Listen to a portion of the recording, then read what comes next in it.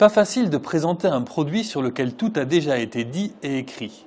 Après quelques journées passées à utiliser l'iPhone 5 d'Apple, je vous propose de le découvrir en images et point par point en vous expliquant ce qui m'a plu et ce qui m'a déçu.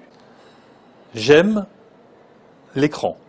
C'est le principal argument pour acheter le nouvel iPhone. Son écran est plus grand que celui du modèle précédent, 4 pouces au lieu de 3,5. Concrètement, l'écran est surtout plus haut, l'équivalent d'une ligne de plus pour les icônes. C'est bien pour surfer, c'est bien pour lire, c'est bien aussi pour les vidéos, mais à côté du Galaxy S3, ça paraît presque un peu petit.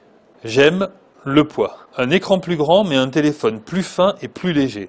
C'était la promesse d'Apple et c'est la grande réussite de l'iPhone 5. En même temps, il faut relativiser. Je n'ai jamais entendu dire que l'iPhone 4 était trop lourd et la différence n'est que de 25 grammes, soit à peine le poids de cette gomme. J'aime la rapidité. L'iPhone 5 est compatible avec les réseaux mobiles 4G, mais pas avec les fréquences utilisées en France. Impossible donc de se prononcer sur ce point. En revanche, il bénéficie d'un processeur très rapide et ça se voit.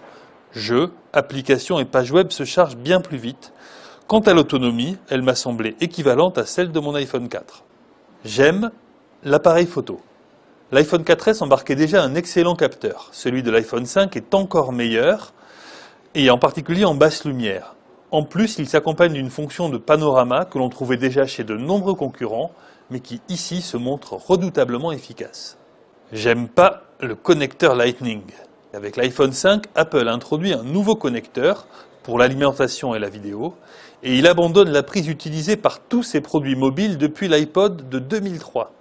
C'est franchement une très mauvaise idée pour les millions de fidèles d'Apple qui, comme moi, ont acheté une chaîne stéréo, un support d'autoradio ou tout autre gadget utilisant l'ancienne prise. Il va falloir s'en débarrasser ou acheter un adaptateur qui sera vendu 29 € par Apple et qui n'est pas encore disponible en France. J'aime pas l'application Plan. Apple abandonne l'application Google Maps au profit d'une autre qui, à mon avis, n'est pas du tout aboutie. J'ai pas constaté d'erreur flagrante, mais ça m'énerve de voir que sur le plan de Paris, il manque certaines stations de métro, ou que le plan est chargé par les adresses de plein de boutiques et de restaurants dont je n'ai absolument rien à faire.